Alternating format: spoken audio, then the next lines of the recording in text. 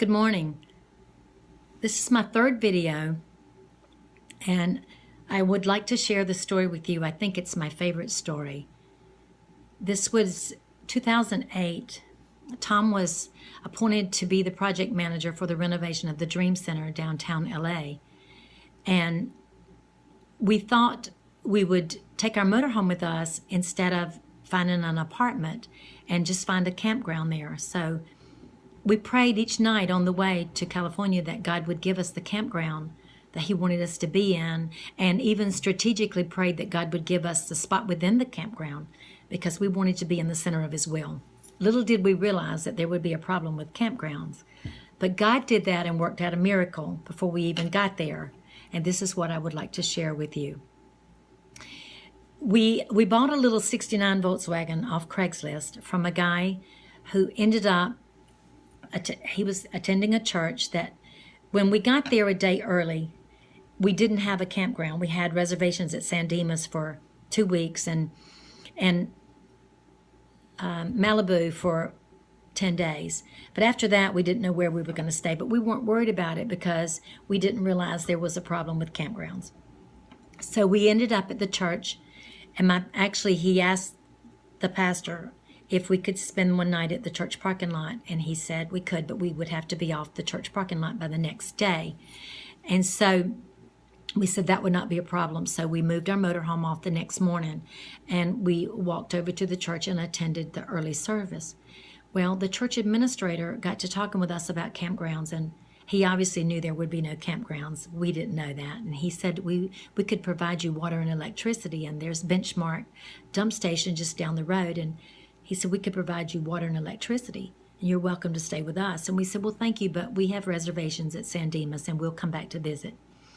So we stayed that afternoon and talked to the guy we bought the little 69 Volkswagen from. He happened to be a Volkswagen mechanic. He worked on antique Volkswagens, and we thought it was kind of miraculous that God would give us a mechanic as soon as we got there to work on our 70 Volkswagen.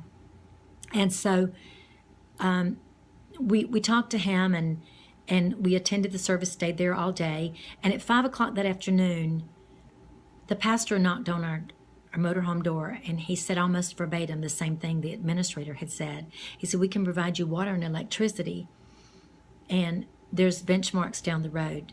And we thought, God, what are you doing? We recognized his voice, and we thought, well, wait a minute, maybe we'd better pay attention. So we told him that we would pay whatever we would pay a campground, and that's what we did. And we were privileged to tithe there because the company had actually doubled Tom's salary to go to California. So we sent part of our tithes back to our local church and tithed there to the church, which helped them with their budget as well. So God worked it out where the church would be blessed, and Tom and I would be too. But let me move on to my story.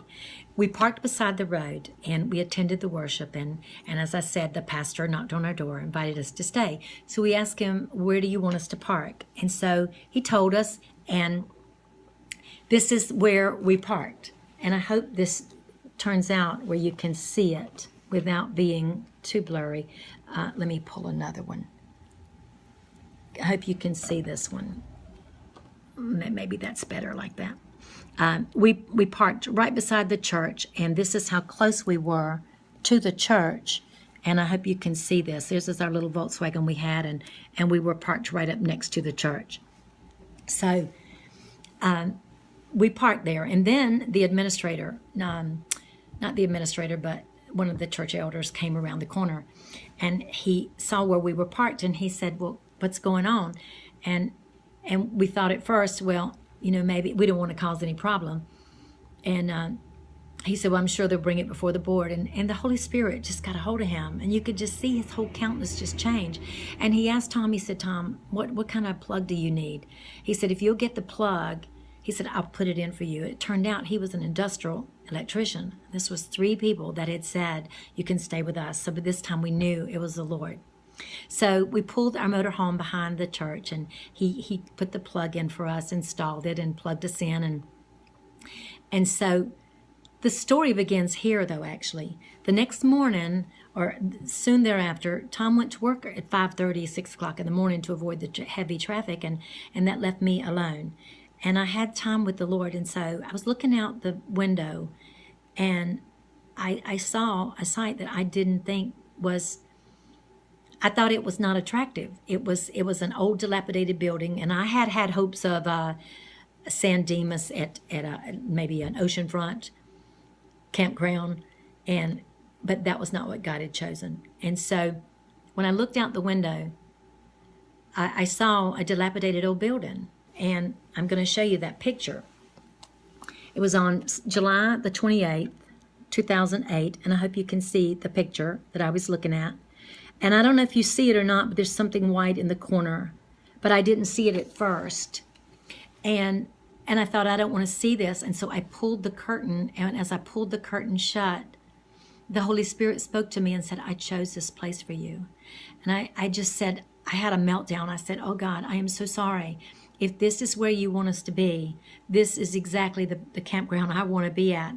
And that's when I saw it. I looked back and I saw the cross. And I don't know if you can see it or not, but it's right here. It's right there.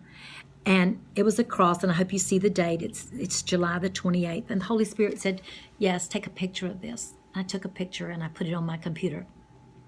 And the Holy Spirit began to deal with me and said, don't take your eyes off the cross. Because if you take your eyes off the cross, you know what happens when you take your eyes off the cross. And having been a prodigal for 20 years, I knew that if I took my eyes off the cross, I would walk away from God. And so he cautioned me so sweetly, don't take your eyes off the cross. And take a picture of this, and I did. So that was July 28, 2008. And then on August the 12th, I looked out my window again, having my devotion, and I had a big motorhome window, and this is what I saw when I looked out. And this was on August the 12th, and this is what I saw. And now the picture did not look like the cross. Something had been placed between the cross and me, and I hope you can see this. And the date is August the 12th, 2008. And so the Holy Spirit said, take a picture of this. And he reminded me, don't let anything come in between you and the cross. Because if you let things come in between you and the cross, pretty soon, you won't be thinking about the cross. You'll be thinking about those things that have come in between you and the cross. And he so sweetly admonished me that morning in love not to do that. And he told me to take a picture of it, and I did. So I had the July the 28th picture of the cross, and then on August the 12th, there was something between the cross and me. And then on August the 22nd, look what happened. On August the 22nd, I looked out that window, and there was no cross. There was no sign of the cross. It had been removed. And the Holy Spirit said, take a picture of that on August the 22nd. So I took my third picture of it with no cross. And the Holy Spirit was dealing with my heart that morning, and he said, don't let anything come in between you and the cross. Keep your mind on the cross, because if you don't, pretty soon, you won't even think about the cross. It will not even come across your mind. And I know that is exactly what had happened in the past with me, so I didn't want that to happen again. And he said to take a picture of it, and I did. That was August the 22nd. And here's my fourth picture on August the 28th. Here is what had happened. The building had completely fallen. It was dilapidated and completely fallen. And so that was August the 28th. And the Holy Spirit reminded me, see, if you let something come in between you and the cross, and pretty soon there's no sign of the cross, and then your life will just be in shambles. It will completely collapse. And that's exactly what had happened to me. And I didn't want that to happen again, and neither did the Holy Spirit. So he so sweetly spoke to me and reminded me not to let anything come between the cross, because this is what would happen. And then a few short days after that, they were cleaning up the countryside, because there'd been a lot of homeless people living there in Southern California, close to the church. And they were renovating the house next door. So they had taken out all the trash from above the hills, and this is what had happened. In its place where the building had been, the trash began to accumulate. And the Holy Spirit said, take a picture of this, and here's another picture of more trash. There's trash and more trash. So I hope you can see that. And the Holy Spirit really spoke to my heart and said, if you take your eyes off the cross, you let something come in between you and the cross, pretty soon your life is going to crumble, and then the trash begins to move in. And I could relate, because that is exactly what had happened to me. And I certainly didn't want that to happen again.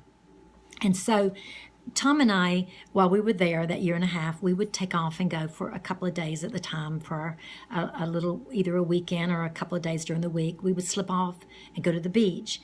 And when we would come back, one time when we came back, there was a cross that was placed between the church and our motorhome. And here it is. It's a picture. I hope you can see it there. It's a wooden cross, and it was propped between our motorhome and the church building, and a Santa Ana wind came and it blew it into our motorhome. So I moved it and propped it up at the front where you saw the picture. And it didn't dawn on me that that cross was mine. And then one morning I was looking at that cross, and it was exactly in my vision. And the Holy Spirit said, that's your cross. That's your brand new cross. It's got no trash around it. It's all brand new. His mercies are new every morning. And this was a brand new cross. It was for me. A clean slate starting over. And I thought, oh, that cross is for me. And he said, take a picture of it. And I did. Tom took a picture for me. And I had asked everybody in the church if they knew where that cross came from, and no one knew. I asked the pastor, and he didn't know where it came from. But a couple of days after Tom took the picture for me, the cross was gone. No one ever knew where the cross came from, nor where it went. And in fact, the pastor of California came to visit us last year, and I asked him then, I said, did you ever know what happened to the cross? He said, we don't know where it came from, nor where it went. All I know is that cross was for me. And God spoke to my heart and reminded me that his mercies are new every morning, and that brand new cross was for me.